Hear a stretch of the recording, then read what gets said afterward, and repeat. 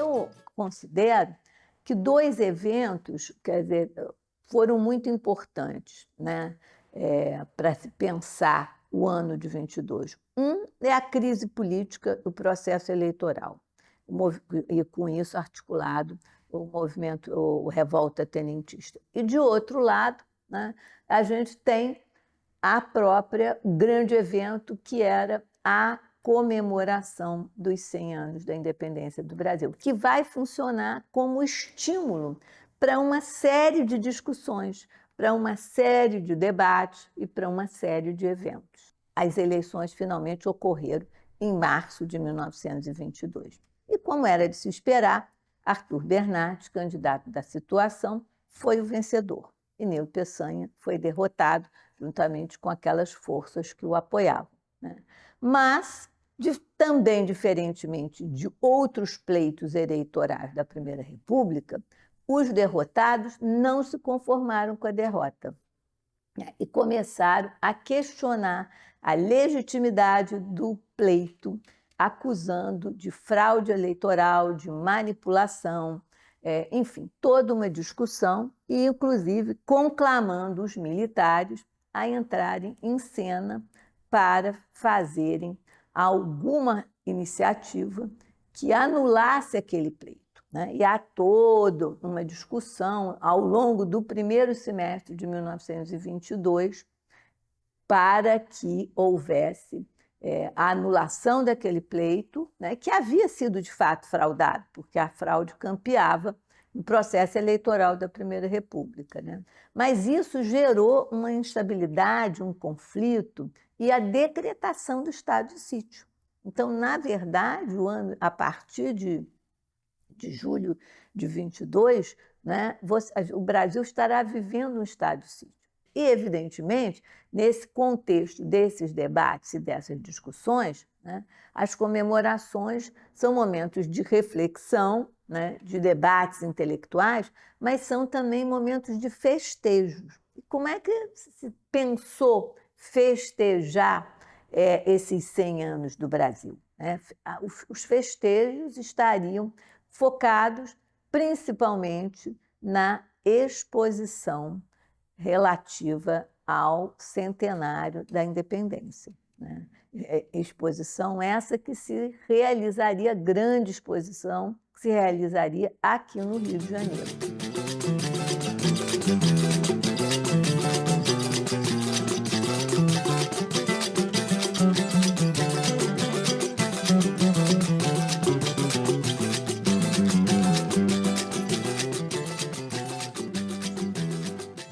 A Exposição Internacional do Centenário da Independência foi a mais importante das festas dedicadas à comemoração dos 100 anos de emancipação do Brasil, né? Então foi um grande evento que mobilizou de uma maneira muito intensa o Estado brasileiro e a sociedade do Rio de Janeiro entre 1921 e 1923. E ela foi inaugurada em 7 de setembro de 1922 e perdurou até julho de 1923. Um misto assim de um grande passeio público com uma grande feira de mostra de progressos da ciência e da tecnologia. A exposição ela foi composta por 25 seções representativas das principais atividades industriais, agrícolas, comerciais do Brasil. Contou com a presença de delegações estrangeiras e também de delegações estaduais. O Brasil está fazendo 100 anos. Que Brasil é esse, né? Quais são as nossas origens? Que país nós queremos construir? Como é que nós podemos atingir a modernidade? Era um grande discurso sobre que tipo de nação seria apresentada. A exposição era considerada a antessala do paraíso, né? Um espaço assim onde o cidadão que pudesse pagar, ele teria acesso a um maior número de atividades e de maravilhas tecnológicas. Então era a afirmação de um Brasil grandioso, de um Brasil monumental, e o que se afirmava por exemplo, por meio dos pavilhões que foram construídos para abrigar a exposição internacional. Eram pavilhões suntuosos, monumentais, com o que de mais avançado tinha na arquitetura daquele período. Então, tudo na exposição internacional convidava a esse mergulho, né? O mergulho no que seria o progresso, no que seria uma vida moderna. O grande meta, quer dizer, o grande leitmotiv dessa comemoração de 22, né, era buscar uma renovação, vamos dizer assim, da identidade brasileira, né? E essa renovação tinha que apontar para o futuro, tinha que apontar para a modernidade. Por isso que tem também, nesse momento, uma grande discussão de como é que se leria a história do Brasil, né? Qual o papel da herança lusa, né? Até que ponto tinha que se romper com esse passado colonial português, né? E apontar para uma superação dessa tradição lusa, e outros setores que defendiam, né, essa vinculação com o passado luso-português como um elemento importante da nossa identidade, né? Essa discussão, eu acho que ela se apresentou, ela se materializou, vamos dizer assim, de forma muito concreta, na própria demolição do Morro do Castelo.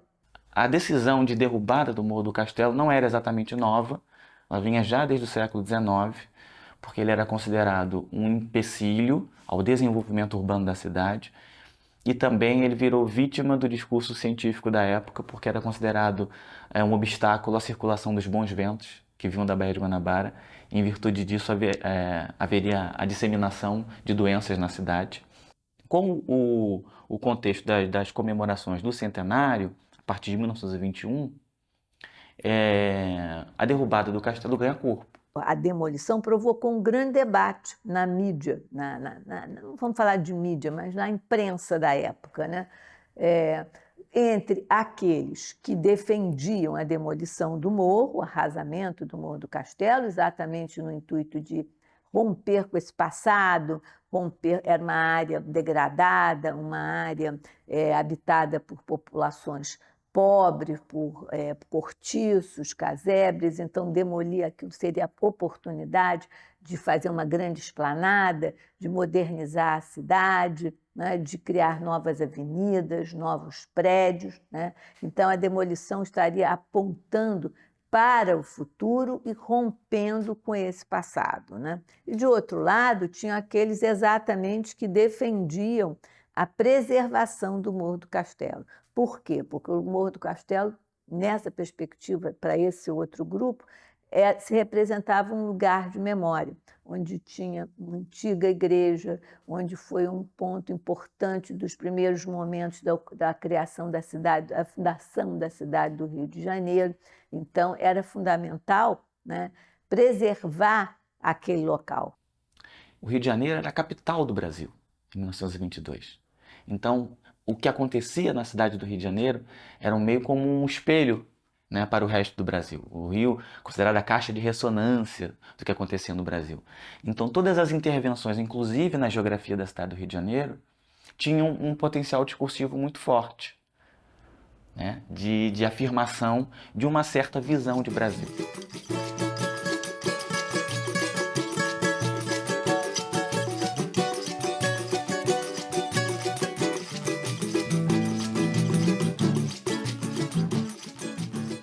Além dos pavilhões onde eram apresentadas os avanços da ciência, da tecnologia, havia toda uma programação também, digamos assim, de lazer, né, da exposição. Conferências, palestras, bailes, concertos, sabe? Festas, havia um parque de diversões. Então havia toda uma programação também de música. O carnaval também aparece na exposição. Como eu falei, a exposição ela foi inaugurada em 7 de setembro de 22, então ela pega o carnaval de 23. O carnaval também aparece, a gente sabe que as grandes sociedades, fenianos, democráticos e tenentes do diabo, elas fazem um desfile, um cortejo na Avenida das Nações, que foi a avenida aberta ali para abrigar os pavilhões, dentro da exposição. As grandes sociedades eram entidades carnavalescas mais ligadas às classes médias e elites.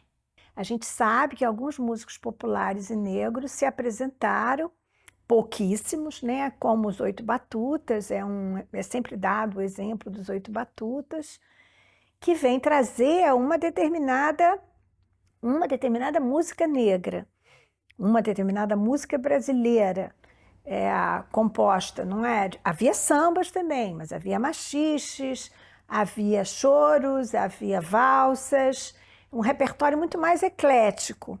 Havia também jazz, havia ragtime. Os Oito Batutas eles eram, né, metade negros, metade brancos. Mas é uma composição de um grupo que recebeu muitas críticas também, porque não poderiam representar o Brasil.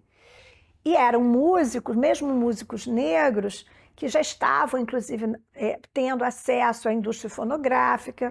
Estavam tendo acesso, não, estavam se colocando no mercado fonográfico, estavam tendo sucesso no mercado fonográfico. Então, já, de alguma forma, negociavam com essa modernidade e eram extremamente modernos, na medida que estavam não só negociando com a modernidade, mas inventando algo novo. Eu gosto muito de falar que a gente tem esse projeto de modernidade, né? E a gente tem uma modernidade, né, que está sendo costurada nas ruas, sabe? Uma modernidade que está sendo vivida de forma orgânica, sem muita projeção, sem modelo, sem projeto, né? Sem encaixe, né? Justamente porque essa modernidade que está sendo costurada nas ruas, que está fazendo parte do movimento da comunidade preta. Então, nesse contexto da Exposição Internacional do Centenário, a gente fica sabendo que um bloco de sambistas se apresentou no pavilhão da música para um público pagante. Esse grupo se chamava o Bloco do Bam Bam Bam e era composto por baianas e ritmistas. Um dos organizadores do Bloco do Bam Bam Bam é o Carlos Alberto Nóbrega da Cunha, que era conhecido no meio jornalístico e literário como Nóbrega da Cunha. Há uma certa atração artística, musical, de intelectuais brancos ligados às artes, especialmente no campo musical, de encontrar essas originalidades, de fazer algo novo, a partir do final do século XIX, segunda metade do século XIX, né, quando há uma discussão, né, internacional em torno da formação das nações. Que nação seremos? Qual a originalidade de cada nação? Mas essa valorização não é exatamente uma valorização. Né? Você vai se apropriar, acho que a palavra é essa mesmo, de sons, cânticos, ritmos, e vai levar para um outro lugar. Né? Você não está valorizando aqueles produtores da cultura, você não está valorizando aqueles músicos, não é só valorizando, você não está reconhecendo que o talento, que ali há o talento e a arte. Ali você chama de arte popular ou de cultura popular, mas a música brasileira vai ser o que o erudito, o que o intelectual conseguir criar a partir daquela produção musical. O que nós sabemos sobre o Nóbrega da Cunha? Ele era um jornalista branco, morador da zona norte da cidade do Rio de Janeiro, morava no Engenho Novo. Ele era repórter, cobria a política da época, cobria a Câmara dos Deputados. Era cronista parlamentar, portanto. Então ele era um cara que tinha um bom trânsito entre a sociedade, o meio político, o meio social da cidade do Rio de Janeiro. Um cara bem relacionado.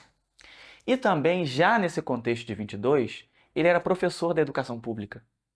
Ele atuava no magistério do Distrito Federal. Então, o mundo das letras no Rio de Janeiro nesse período muitas vezes escolhia os tipos sociais, a rua, o povo como o cenário para as suas obras, Então o Nóbrega é um desses sujeitos.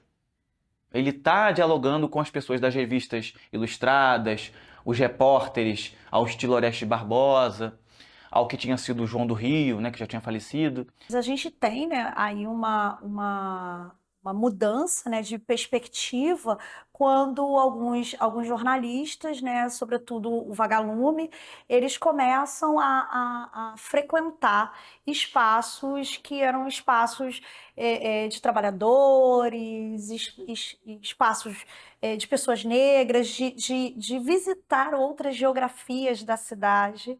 E dentro dessas geografias, né, eles vão falando, né, naturalmente que é do seu jeito, não podemos perder de vista nunca que a gente está falando de uma imprensa branca, uma imprensa formada por homens, né, homens, na maioria das vezes, de classe média, classe alta, e que eles tinham um determinado olhar. É uma percepção econômica desses jornais, é um interesse que parte de alguns jornalistas. Você fala, por exemplo, né, de um jornalista que vai fazer que vai abrir um salão para essa modernidade e essas mulheres e homens estão entrando com suas roupas, com suas vestimentas. Né? A gente está falando de uma modernidade que está sendo ali costurada, né, está sendo talhada no que há de mais autêntico no Brasil. E que não foi projetada, que não está na história, digamos, oficial. Ele é um cidadão do chamado subúrbio. Então, ele está perto do Morro do Araújo. O Morro do Araújo, de onde ele recruta alguns elementos para o bloco do Bambambam, é perto da onde ele morava. O sujeito era professor. E ele tem uma longa jornada como um ativista da educação, digamos assim. Ele vai atuar na educação durante as décadas seguintes. Então, quando a gente pega o programa da exposição que ele apresenta, tem notadamente ele um caráter didático. Ele quer explicar para aquelas pessoas o que é isso, o que é o samba, porque vocês não conhecem. Então ele explica as origens do samba, ele fala sobre o jongo, ele fala sobre o coco alagoano, ele explica o que é um samba, na visão dele, é a música cantada, é a canção, o que é o sapateado, que é a performance coreográfica, executada ao som do samba, e o que é a batucada. Ele faz questão de desembolar, né, esses elementos, para explicar didaticamente para aquelas pessoas que não eram iniciadas o que seriam aquelas manifestações. Então, essa distinção que ele faz entre o samba e a batucada é muito importante porque o samba, como a gente imagina, e já nesse contexto de 22, é o nome que já se dava à canção executada, à música executada no contexto de uma roda de samba, de uma apresentação. A batucada era uma performance, né, um misto de música e de dança executada numa roda, uma espécie de um desafio entre contendores ali, onde o sujeito plantava e uma outra pessoa, com todo um conjunto de requebros, de meneios, tentava derrubar o que estava plantado. Então era um exercício de destreza física que se dava em alguns redutos da cidade do Rio de Janeiro, mas que eventualmente podia descambar para a violência. E isso testemunhas da prática da batucada, por exemplo, Xangô da Mangueira, que é um sambista com atuação no Rio de Janeiro a partir da década de 30, o Delegado, que foi mestre-sala da Mangueira também, que praticaram a batucada na juventude deles, eles reconhecem isso, que a batucada, como era um exercício ali de desafio entre pessoas, inclusive entre representantes de morros, né, podia descambar para a porrada. O Nóbrega, em 22, ele fala da batucada na exposição internacional, mas ele faz questão de mostrar que ali haveria um exercício de batucada lisa, batucada leve, ou seja, as pessoas só vão mostrar como é que se faz, não vai partir para valer, entendeu? Não vai fazer para valer. Então isso é muito significativo, porque é como se ele depurasse ali na fala pública dele aquilo que podia depor contra, nessa ótica racista, excludente do período, o que podia depor contra aquela população negra e sambista. Olha, nós vamos apresentar a batucada, mas não é a batucada violenta. Ele está querendo afirmar para aquelas pessoas que o samba não é isso que elas pensam, não é a marginalidade, e que, na verdade, todo esse contexto do samba emprestaria à identidade nacional muito vigor. Então o Nóbrega, ele chama dois chefes de duas agremiações carnavalescas que existiam. O Salada Familiar, que era chefiado pelo Paulo Lima, e os Africanos de Vila Isabel, que era chefiado pelo Arthur Coelho da Silva. Onde o Nóbrega da Cunha se encaixa? Quem é esse intelectual branco que agencia esses grupos para irem desfilar? Eu tenho certeza que esses grupos também quiseram ir, né? Não foi ele que levou. Esse Paulo Lima, que trabalhava, né, próximo do Nóbrega da Cunha, ele certamente também se interessou por isso. Paulo Lima era contínuo da Câmara dos Deputados. A Câmara dos Deputados era aqui na cidade do Rio de Janeiro, porque aqui era a capital. E ele era uma grande liderança no Morro do Pinto, morava no Morro do Pinto, na Rua Monte Alverne. E ele é uma espécie de liderança da localidade. E era o chefe do Salada Familiar. Alguns dias antes da apresentação, uma nota de jornal descreve um encontro que o jornalista teve com o Paulo Lima na Avenida Central, na Avenida Rio Branco. E aí ele diz que o Paulo Lima estava muito entusiasmado, muito contente, porque ele estava indo à exposição dar os últimos retoques na apresentação do samba que haveria na exposição. E que ele estava muito orgulhoso daquilo, porque aí sim, finalmente, a sociedade conheceria o que era o verdadeiro samba. Alguns dias depois, o jornal dá uma outra nota, a pedido do Paulo Lima, para esclarecer que ele tinha esquecido de mencionar o parceiro dele na empreitada, que era o Nóbrega da Cunha. Eu acho muito interessante citar esse episódio, que aparentemente é banal, mas ele denota algumas coisas, né? Denota, primeiro, uma fala muito altiva do Paulo Lima como um sujeito. O que transparece ali na fala dele que está descrita no jornal? Que ele era muito sabedor do que estava fazendo. Ele se viu como protagonista. É ele que sabe organizar um bloco de sambistas. Não é o Nóbrega da Cunha. O Nóbrega da Cunha sabe fazer a palestra. Esses grupos se apresentam o ano inteiro, se apresentam e se reúnem o ano inteiro. Os blocos, os cordões e depois as escolas de samba são o que a gente chama hoje do associativismo negro. A gente tem diferentes formas de associativismo e ainda dá para a gente extrapolar esse associativismo recreativo, que é também um posicionamento político importante, porque lazer é direito de cidadania. Como que você pode ter lazer com o seu corpo negro sem ser perseguido no Rio de Janeiro? Capital, né? Capital do Império, capital da República, né? Através do seu conhecimento, do seu entendimento das formas com que as associações brancas elas podem sair às ruas pedindo licença, por exemplo, para a polícia.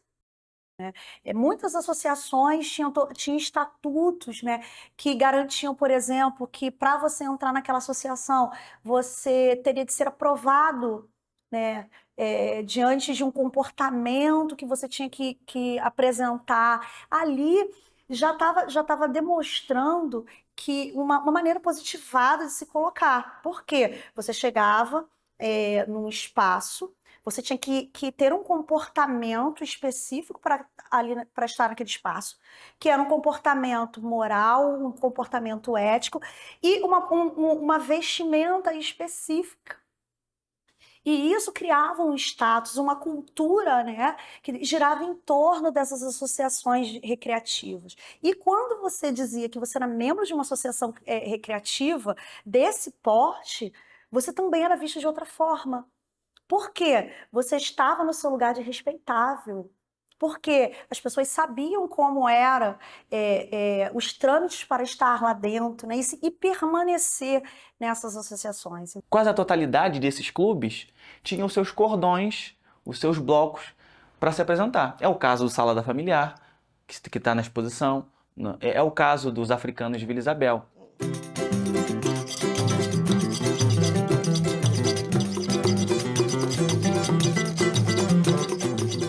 Rio de Janeiro, janeiro de 1923, uma cidade extremamente racista, segregacionista, violenta. Essas pessoas entenderem que é importante elas estarem ali, elas querem se colocar, querem se afirmar no espaço público.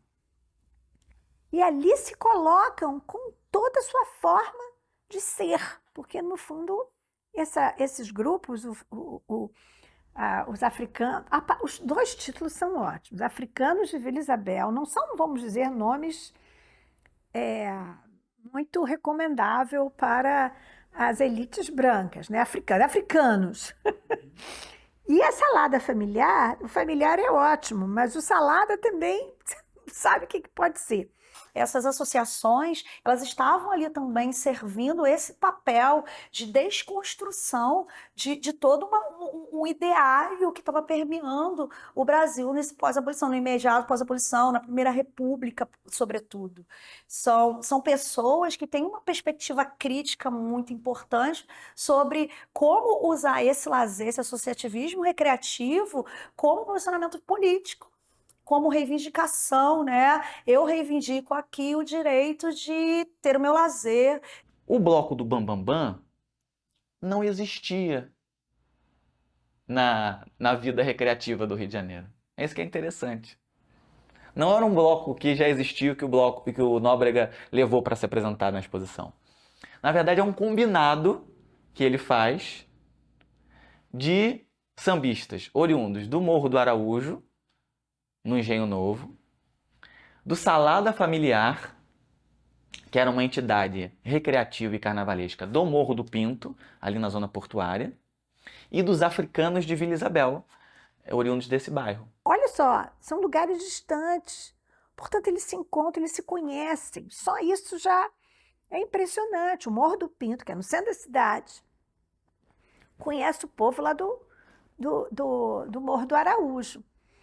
Olha a conexão disso. E tem expressões culturais parecidas. Isso também faz a gente pensar. Essas pessoas se encontram com tradições culturais parecidas, porque vêm todas da África Central, e aí trocam, isso se amplia, porque as referências delas são as mesmas. E aí se encontram e se fortalecem. Por que se fortalecem? Porque o outro faz o que eu faço. Um dia antes da apresentação do Bloco do Bambambam Bam Bam, que ficou programada para 4 de fevereiro de 23, então um dia antes, 3 de fevereiro de 23, um jornal do período leva um repórter ao Morro do Araújo.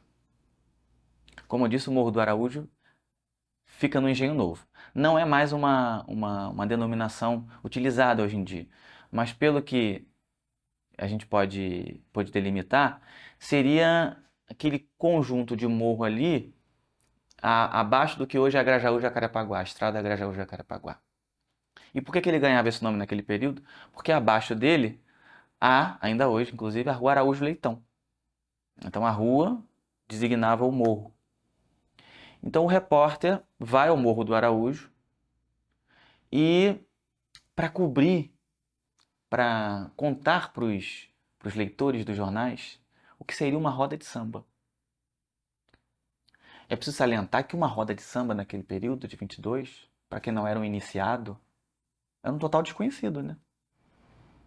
Não era uma coisa da paisagem, digamos assim, que um sujeito que não tivesse dentro de uma família, de um grupo, de uma entidade recreativa, ou eventualmente de um morro, poderia ter acesso.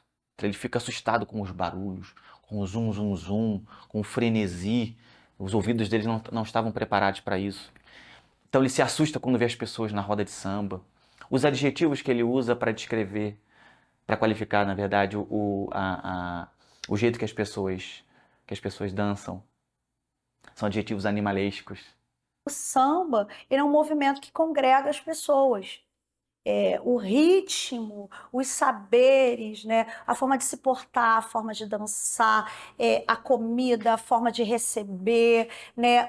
A reunião de pessoas faz parte de um movimento social que gira em torno do samba. Eram descendentes de escravizados que tinham, né, toda uma rede de sociabilidade, de encontros, de samba, porque é isso, nesse momento, nas comunidades pobres, nos morros ao redor da cidade do Rio de Janeiro, você tem os blocos, os ranchos, os grupos, os cordões bambambãs em toda a cidade. Esse grupo, esse bambambam, vem de uma determinada área. Então ele descreve essa roda de samba e ele dá de cara, segundo a reportagem, com o Nóbrega da Cunha, que também era jornalista, né? E o Nóbrega da Cunha passa a ser o cicerone dele, né? O guia dele ali na reportagem, na roda de samba, no Morro do Araújo. Então o Nóbrega vai mostrando, vai descrevendo, vai falando das pessoas, vai nomeando as pessoas, os sambistas. Apresenta o Sebastião Rodrigues, apresenta uma outra moça que samba, vai dando nome às pessoas. Assim a gente fica sabendo o nome das pessoas que eram os sambistas dentro dessa roda de samba no Morro do Araújo. O Nóbrega apresenta para a reportagem uma senhora chamada Elisiária, que ele chama de tia Elisiária. Segundo ele, era uma baiana de 100 anos de idade, natural de Salvador, que tinha sido uma escravizada, e ela era do Morro do Araújo, e segundo o Nóbrega da Cunha, era uma exímia sambadora, que o miudinho que ela fazia era uma coisa de outro mundo. Então ele pedia para a reportagem notar a tia Elisiária. E aí ele, na reportagem, o jornalista pergunta para a tia Elisiária se ela não teria vergonha de se apresentar na exposição. Ela diz que não, que como o Nóbrega da Cunha tinha tampado o nome dela na folha, no jornal, ela iria mesmo. Quando a gente chama a atenção das tias nesse movimento, a gente está fazendo um recorte muito específico, porque a gente está falando de mulheres negras, né? Só que elas fazem parte de um movimento muito maior. Então é bom a gente não perder de vista esse grande movimento que é da comunidade negra, que é da música negra, que é dos modos de viver, de vestir, de comer, né, de pensar. E elas são essas mulheres muito poderosas na história, mas muito invisibilizadas. Elas foram muito invisibilizadas, né? Se a gente for no século XIX, a gente tem várias tias. Não é só tia Ciata, não é só tia Amélia do Aragão, mãe de Donga, né? Ou tia Carmen do Chibuca, que tem livro, né? Eu estou falando das mais conhecidas, isso porque as mais conhecidas ainda precisam ser muito mais conhecidas. Quando uma mulher, ela diz, né? Ela samba na sua comunidade, está no seu cotidiano, sambar, né? O se expressar através da dança. E quando essa mulher é vista pelo olhar do branco, né? Que enxerga somente exotismo, enxerga somente animalização e não vê a expressão da força dessa mulher, né? Dessa ancestralidade, dessa construção diaspórica, que para ela é muito natural. Ela vai se divertir, vai se expressar dentro de um direito de lazer que para ela é cotidiano no espaço onde ela vive. A primeira força disso é que são grupos que vão se mostrar como acreditam que são, né? E aí é um orgulho no patrimônio de uma herança, de que estão fazendo algo brasileiro e que querem estar presentes com aquilo que sabem fazer. Ninguém tem vergonha de nada. É que o Nóbrega da Cunha, ele diz pro emissário lá do jornal que vocês acham que isso aqui causa algum mal, que essas pessoas causam algum mal, porque não conhecem esses espaços. Porque se conhecessem, não pensavam isso. É por isso que eu me imbuí dessa patriótica missão de levar o samba para a Exposição Internacional do Centenário, para aquele recinto luminoso da Exposição Internacional do Centenário. Porque aí vocês, a sociedade, a imprensa, a aristocracia, como ele chama, vai poder ver o que é o samba. Porque, e aí diz o Nóbrega textualmente nessa matéria, o samba é algo muito mais nacional do que a Câmara dos Deputados e a Câmara dos Vereadores do Rio de Janeiro. Agora, realmente o Nóbrega da Cunha tem um quê de especial, porque ele considera o samba brasileiro, né? Isso em 23. E o samba urbano. Quer dizer, ele está valorizando uma expressão que é uma expressão cultural, mas que também é uma expressão política. A gente não pode esquecer isso. Ele de alguma forma, reconhece e quer mostrar. Então o sujeito está dizendo que o fundamento da nacionalidade está no morro da Zona Norte do Rio de Janeiro. Aqueles tipos sociais, baiano, malandro, é que tem que ser levado para o grande teatro nacional, que é a exposição, a grande vitrine nacional, e eles é que têm que ser apresentados como símbolos nacionais.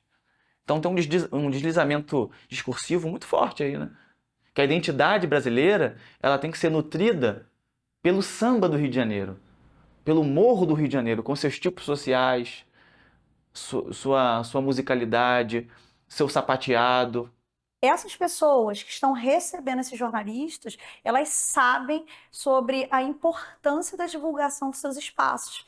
E a divulgação dos seus espaços pode ser também uma forma da gente entender esse associativismo, esse empoderamento, essa construção positivada de uma imagem de si, uma performance que eles começam a fazer para desconstruir pensamentos pejorativos sobre o que eles estão produzindo. As reuniões, né, de compositores, de sambistas, homens e mulheres nessas casas, né, é uma reunião de sambistas, mas que envolve também muito debate político, muita discussão política. Quando a gente vai estudar os ranchos, né, os ranchos são espaços de debate, são espaços de troca, são espaços onde jornalistas, né, gostam de estar, porque está também fazendo parte desse movimento, está se aliando, né, a esse movimento. Mas o Nóbrega faz mais do que isso, né? Ele faz uma campanha pública de defesa das pessoas, né? Ou seja, não é defesa só da musicalidade, também a defesa da musicalidade no sentido de criar algo artístico, um pouquinho mais sofisticado, mas é uma defesa pública de mostrar que essas pessoas não são marginais. E as matérias do período não escondem a abordagem. E de pensar mesmo como que se organiza nesses microespaços de sociabilidade e resistência, e de como se organiza a existência. De como se organiza a existência. Né? A gente fica muito na resistência, né? Mas é bom pensar que a existência ela também é organizada.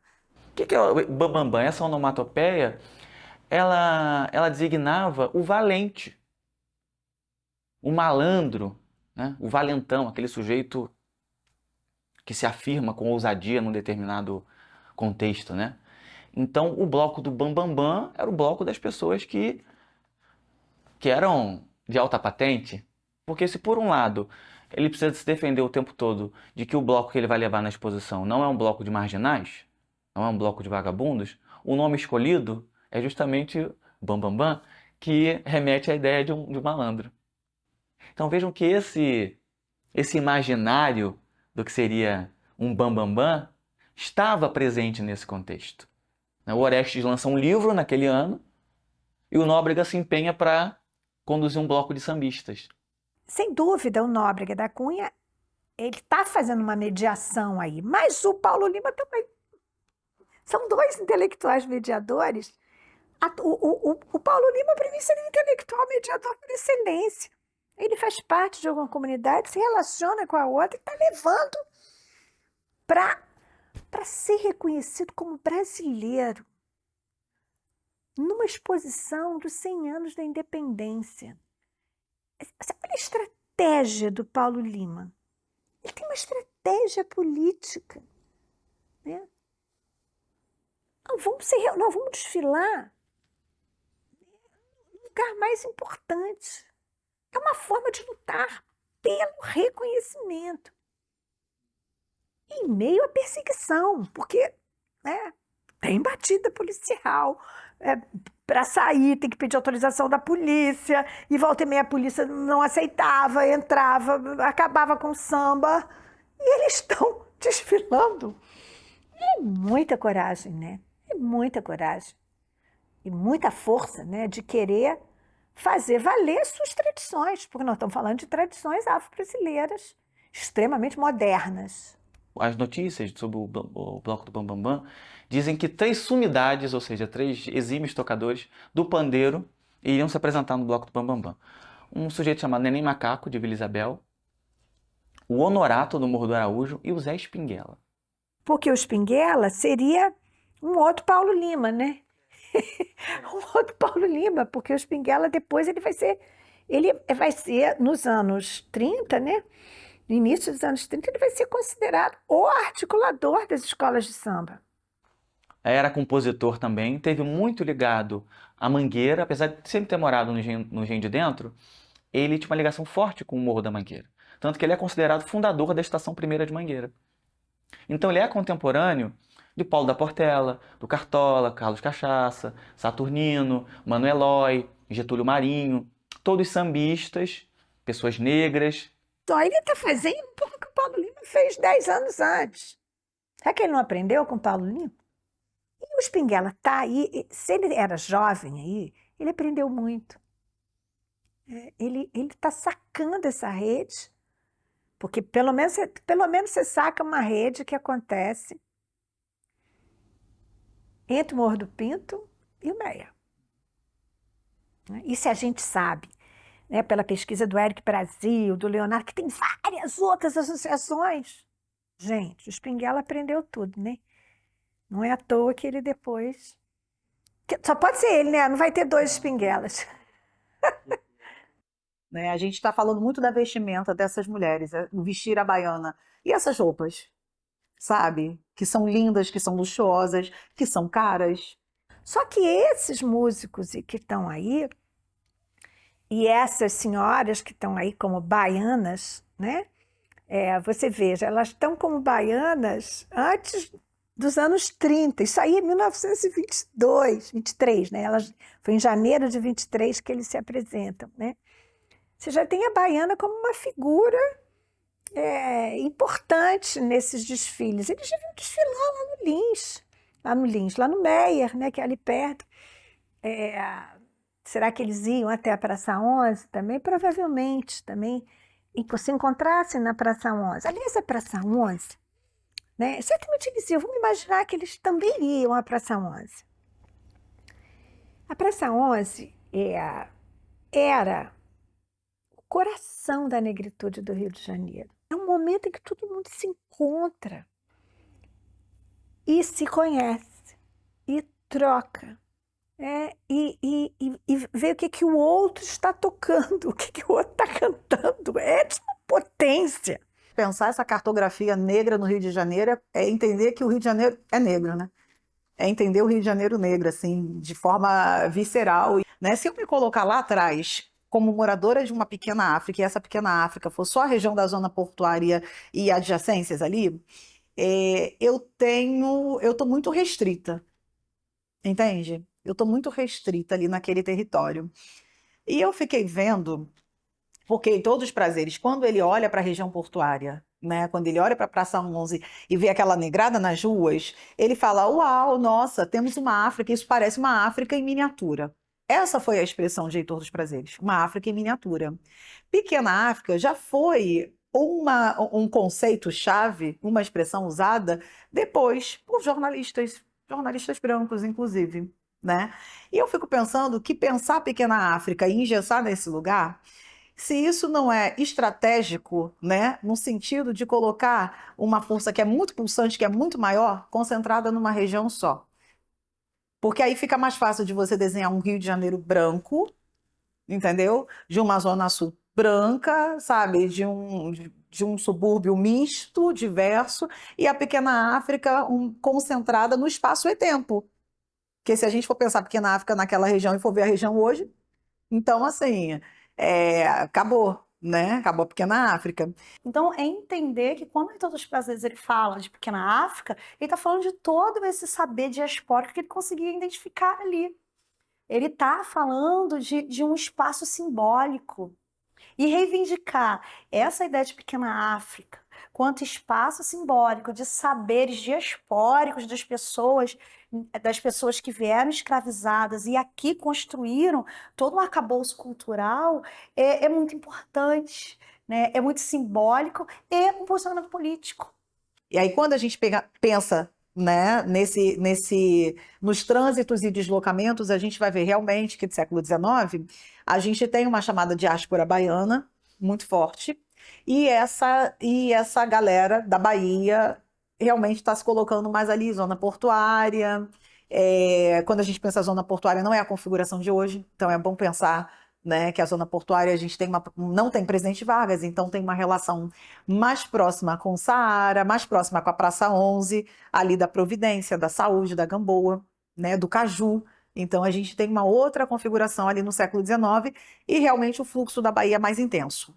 Mas se a gente vai para o século XX, o fluxo não é mais tão da Bahia, já é da região do Vale do Café. Então, assim, vem muita gente que sai de Minas, vai para o Vale do Café e do Vale do Café vem para o Rio, né? A gente está falando de um outro fluxo. E esse fluxo não está mais concentrado na zona portuária, porque é o fluxo que vai pegar o trem. Entender, sobretudo, que essa coisa de uma supremacia baiana na formação cultural, ela é importante, né? A presença baiana ela é importante aqui no Rio de Janeiro para a construção dessa cultura afro-carioca, afro-brasileira, né? É importante, mas ela não define tudo, ela não explica tudo, né? Nós temos aí várias outras expressões culturais, formas de se organizar, que foram construídas aí na relação de outros saberes, de pessoas que traziam nas suas bagagens, né? Dona Maria, a senhora é baiana? Não, sou mineira. Não sou bem mineira porque lá onde eu nasci não é Minas, né? É estado de Minas, é Valência. Conhece Valência?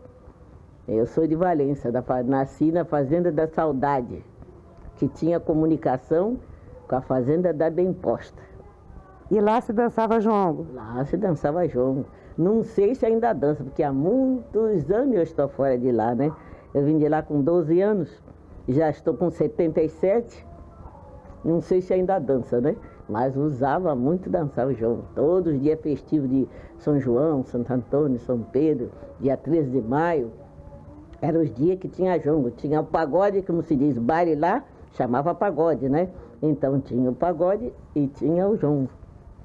Que está descrito nas matérias de jornais sobre a apresentação do Bam Bam Bam, é que eles entram em carros pelo portão monumental que dava para a Avenida Central, para a Avenida Rio Branco, já tinha esse nome, Avenida Rio Branco. Então eles entram em carros, desfilam pela Avenida das Nações, as mulheres paramentadas à baiana, e eles vão até o Pavilhão da Música. Segundo uma descrição da época, distribuíram comidas, seriam comidas típicas, aquelas comidas que as tias baianas vendiam nos pontos da cidade do Rio de Janeiro. E o bloco entra e se apresenta para o público pagante no Pavilhão da Música, no Coreto da Música. E intercalado com a apresentação do bloco, acontece a conferência do Nóbrega da Cunha. Como um bom bloco, ele teve música, né? Então essas pessoas foram lá para para cantar, para tocar e para dançar. Os jornais descrevem os instrumentos que o Bloco do Bambambam utilizou. Olha aqui, compõe-se de violões, cavaquinhos, pandeiros, guaiás, a gente não sabe o que é, canzás, pratos, recos e tamborins.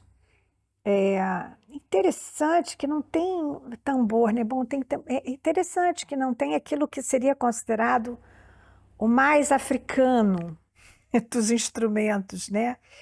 Para a visão dessas elites brancas, né? A barbaridade dos tambores, né? A barbárie dos tambores. É difícil precisar como era a musicalidade do Bloco do Bambambam. E como era a musicalidade, como era a sonoridade de um bloco de sambistas nesse período, porque a gente não tem uma gravação fidedigna dessa musicalidade, dessa sonoridade. Gravações de samba já eram feitas desde a década anterior, mas a gente sabe que quando o samba ia para os estúdios, quando ele era incorporado pela indústria fonográfica, os instrumentos de percussão não iam para o estúdio. Então eles eram gravados com instrumentos de corda, de harmonia, né? Sopros e metais. Então você pega um disco gravado no período, um disco tá lá no selo, samba de partido alto, ou samba de carnaval, o que você escuta são violões, cavaquinhos, bandolim, instrumentos de metais, de flautas tocando. A percussão não estava nos discos. Cavaquinho, violão e pandeiro são os instrumentos do calango. E o calango é a base do baile dessas comunidades que vêm do Vale do Paraíba, né, que são descendentes de escravizados, né? Você tem aí já uma impressionante troca, né, de instrumentos musicais e que você está criando algo novo. Se você bota junto o violão e o cavaquinho e o tamborim, você está inventando, você não tem uma batucada, simplesmente. Você tem harmonia aí, né? Você tem toda uma outra construção musical riquíssima, impressionante. O samba desse contexto de 1922 é uma amálgama de uma série de referências negras em contato na cidade do Rio de Janeiro, né?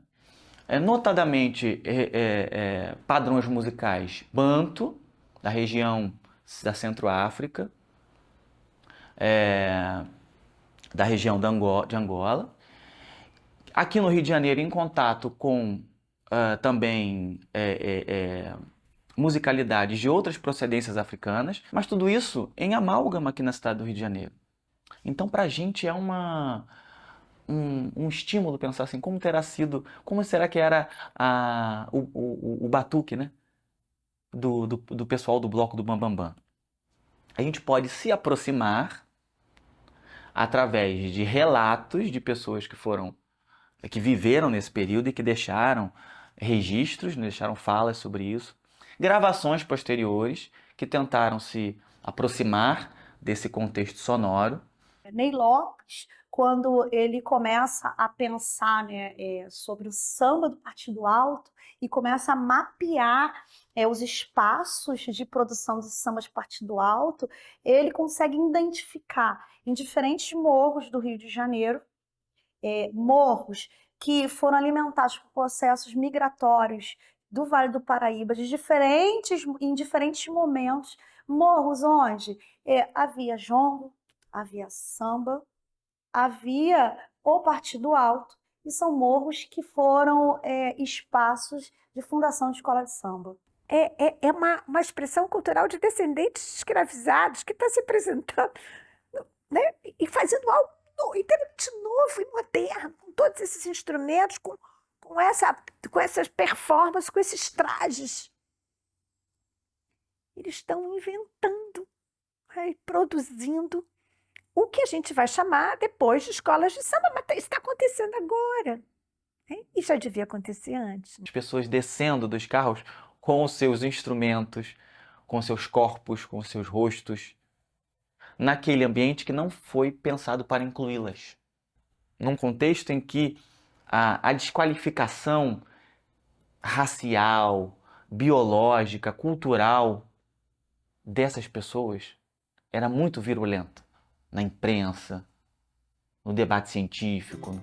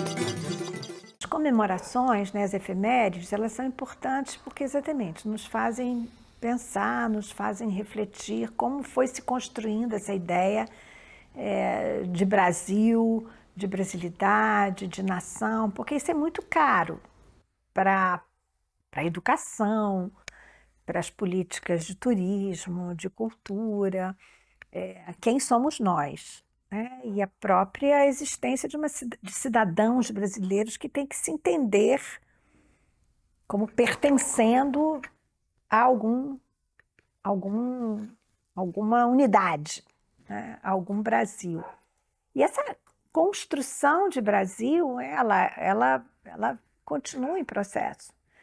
Que a própria comemoração, né, ela não só explicita união, mas ela explicita também conflitos, divergências, né? Aliás, se a gente for até pensar em comemorações agora, né, do bicentenário, né, em que, na verdade, aconteceu de uma forma muito pobre, praticamente inexistente. Então, a gente percebe que as comemorações elas podem ser eventos, né, que unificam, né, que promovem uma maior identificação entre os grupos ali envolvidos ou entre a própria população brasileira, mas ela também pode ser elemento de conflito e de disputas, né?